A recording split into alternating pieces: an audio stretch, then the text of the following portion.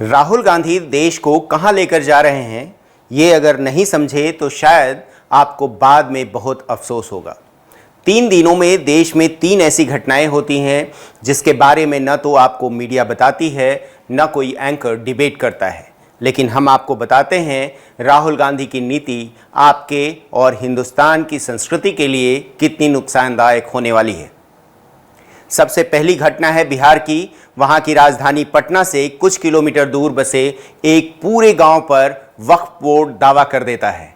वक्फ board ने लोगों को नोटिस भेजा कि यह जमीन उनकी है, इसलिए 30 दिनों के अंदर जमीन को खाली करें। हालांकि लोगों को पटना हाई कोर्ट से राहत मिल गई है, लेकिन फतुहा वक्फ बोर्ड का दावा है कि आज़ादी के समय यह जमीन वक्फ बोर्ड को दी गई थी जहां पर कब्रिस्तान बनना है। मतलब कब्रिस्तान के चक्कर में 95% हिंदू आबादी वाले इलाके को वक्फ बोर्ड खाली करवाना चाहता है। और ये वक्फ बोर्ड देन किसकी है? कांग्रेस की, जिसे नरसिम्हा राव की सरकार ने छूट नहीं दी होती तो शायद ये नौबत नहीं आती। मोदी इस पर कंट्रोल के लिए कानून लाते हैं तो राहुल समेत पूरे विपक्ष को इस पर मिर्ची लग जाती है। विरोध शुरू हो जाता है। मामले को शांत करने के लिए सरकार इसे जेपीसी के पास भेज देती है।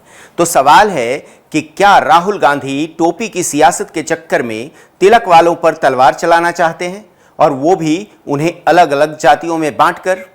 आज देश की स्थिति ये है कि राहुल गांधी से लेकर अखिलेश यादव और तेजस्वी यादव तक घूम घूम कर कहते हैं जातिगत जनगणना होनी चाहिए। वो कहते हैं हम इसे करवाकर ही दम लेंगे, जबकि सीएम योगी खुलकर कह रहे हैं बटेंगे तो कटेंगे। और राष्ट्र तब सशक्त होगा जब हम एक रहेंगे, नेक रहेंगे, तभी नेक रहेंगे। बटेंगे तो कटेंगे। तो क्या राहुल गांधी देश को उस मोड़ पर ले जाना चाहते हैं जहां से हिंदुस्तान बांग्लादेश बन जाएगा? क्या ये उन लोगों के साथ खड़े हैं जो कहते हैं एक दिन मोदी को भी वैसे ही हिंदुस्तान छोड़कर भागना होगा जैसे शेख हसीना को बांग्लादेश से भागना पड़ा? राहुल गांधी की सियासत को करीब से देखने वाले लोग कहते हैं कि राहुल गांधी भले ही भारत जोड़ो यात्रा निकालते हैं, लेकिन काम भारत तोड़ने वालों के साथ मिलकर करते हैं। जैसे अंग्रेजों ने फूट डालो और शासन करो की नीति अपनाई थी, लेकिन राहुल उससे भी आगे निकल गए हैं।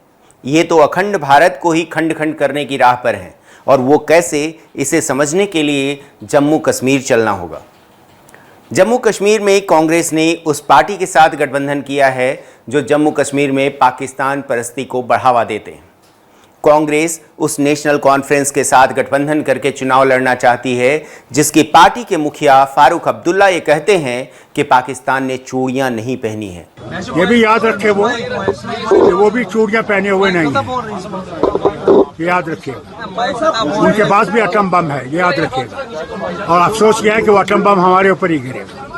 जो चाहते हैं कि जम्मू कश्मीर में 1953 से पहले वाली स्थिति बने, जब वहाँ का अलग संविधान था, अलग झंडा था और वहाँ मुख्यमंत्री नहीं बल्कि प्रधानमंत्री हुआ करते थे। 90 सीटों वाले जम्मू कश्मीर में बीजेपी को रोकने के लिए कांग्रेस किसी भी हद तक जाने को तैयार है। हो सकता है वहाँ की सियासी समीकरण का फायदा कांग्रेस को मिल जाए। घाटी के मुसलमान एक मुश्त होकर इन्हें वोट कर दें। महबूबा मुफ्ती ने भी बीजेपी को रोकने के लिए राहुल और फारूक से हाथ मिलाने की घोषणा की है। लेकिन चुनावी सियासत से हटकर अगर राष्ट्र के हित में एक बार को सोचें तो क्या धारा 370 की वापसी हिंदुस्तान के हित में है? क्या एक हिंदुस्तानी होने के नाते आप ये चाहेंगे कि जम्मू कश्मीर पहले वाले दौर में पहुंच जाए? ये तो पाकिस्तान वाली भाषा दोहराने वाली बात हो गई।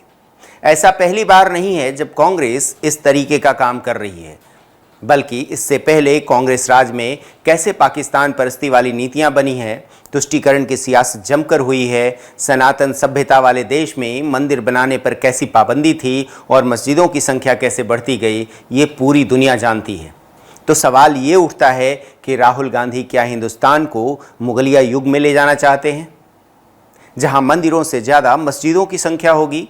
जब मोदी रैलियों में खुलकर कहते थे कि ये लोग आपकी संपत्ति एक खास वर्ग में बांट देंगे, बहन बेटियों की सुहाग बचाने की लड़ाई है, तब शायद लोग नहीं समझ पाए थे।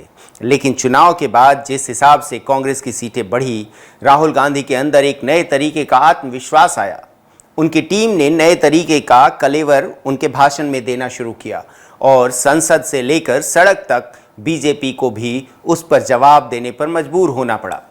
वो साफ इशारा कर रहा है राहुल के हाथ मजबूत तो हो रहे हैं, लेकिन उसमें राष्ट्र विरोधी ताकतों की संख्या अगर ज़्यादा हुई तो यही हाथ हिंदुस्तान के लिए खतरनाक साबित हो सकते हैं।